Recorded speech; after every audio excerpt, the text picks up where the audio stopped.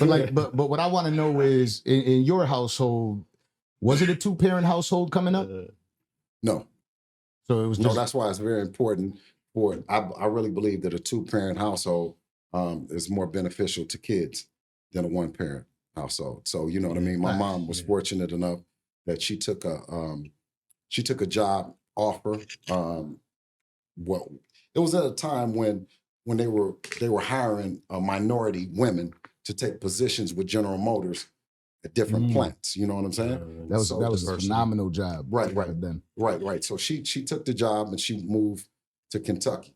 You know what I mean? That was her first stop. She worked in Kentucky. She worked in Detroit, several different places. So that allowed me to get out and see some of the country. You know what I mean? So I was thankful for her with that. But then I also had my dad that stayed down, and he worked for American Airlines, Air California. Oh, dope. You know what I mean? So we were able to get some of those buddy passes. Yeah. You know, you had to wear the suit, the tie. You know what I mean? And you had to sit there. You had to sit there and wait. You know what I'm talking about? You know, and be like, damn. Yeah. You wait, they're closing the door. Damn. The next one. Now you don't want to get somebody in the streets no buddy passes. You know what I mean? We can make moves that way. You know what I'm saying? But it's dope to know that, because your upbringing obviously has changed for the way you've raised yours, right? So throughout your life, where I know the famous quote, right? He's 50-0 in the ring. I'm 50-0 in the streets. Yeah, you know what I mean? No doubt. So you got a lot of ties in the streets, and you were able to still navigate through and become the man that you are today. But growing up and having those problems, and I know you did some time, correct? Yeah, absolutely. But to clear that up, 50-0 in the streets means that, especially at my age, it means that I keep my ear to the ground in the streets, because I got kids growing up and in the streets. You know what I'm saying? So when either one of my sons brings somebody by, right?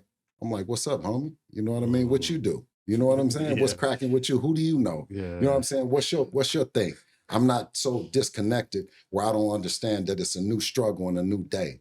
You know what I mean? Because when you lose that touch, you know what I mean? You might fuck around getting, ran out of London. You did? Blindside. Did you hear So you heard about this scenario with Floyd, and did you see the video? Well, I seen the video. I heard about the first one that he got punched, so that was the 0-1. But then the way that security tossed him around, he's 0-2 in the streets. Because God damn. Because if my niggas get to throwing me around like that, we gonna be fighting. You dig what I'm saying? Yeah. True. Instead of, I didn't see him touch nobody that they was running from, but I seen them. He came back around, and then and then he got in the car, and you know what I'm saying? His collar ruffled and all kind of shit. You know what I'm saying? So you ain't supposed to handle no guy that got no buildings and shit like that, skyscrapers and shit like that. What the fuck is wrong with y'all? That's how Trump did it. He said, hold on, let me put my shoes on. Don't just rush me out. Yeah. Fight. Yeah, I mean, Trump was crazy. But you also mentioned, I don't know if there was a bond between you and Floyd before, because you also mentioned prior that you saved him from getting robbed before, right? No. What I told him was that the way that I grew up in Oakland is that Miss Johnson or Mr. Jackson, you know what I mean? If they saw me, right, they had full reins to either discipline me or protect me. You know what I mean? And I believe that that's what we all should do. We should all be able to, quote unquote, police our community, right? And so as kids, you know what I mean? Wonderful kids, you know what I mean? And one in particular, someone his name had came up in some stuff, and I told him, I said, man, leave that guy alone. That's a Mayweather. You dig? What I would expect for him to do and say, hey, that's a Haney. Yeah, right there. If you don't have, yeah, you know what I'm saying. Yeah. But I was a little bit taken back, because he gave the impression that he don't fuck with them like that after they get to a certain age, and if they start to do something that he doesn't disagree with, that he disagrees with. Yeah, you know what I mean. Right. But my blood is my blood. I got to stay down with him, and I think we talked about suffering from illnesses and going through some things that you got to understand in our community are forced upon us. And you can be cured from it, but then you can have a relative that's sick too. So going through the shit that you went through in life, what ended up getting you locked up? Which time? What had you sitting down? The longest time was I got a federal indictment out of Kentucky, ironically, because I got out of juvenile hall, right, for selling crack, and one of the counselors had said, "Man, you're really smart. You know what I mean? Have you ever thought about going to college?" You know, and then I said, "Well, I mean, you know, I thought about it, but you know," he says, Crack I'll makes let a little more money. Yeah, I said, yeah. You know, I said, so I thought about it, but then he says, okay, how about this? I'll make a deal with you. If you take your SAT, you first take an SAT class, we get you ready. Take the SAT. Let's see if we can get you into a school and you can get out early. I was like, word up. You know what I'm saying? We ain't doing nothing. So up in there, I was reading and got my diploma, and I got accepted on probation to Western Kentucky University. Okay. You know what I mean? Now, of course, I'm still ill.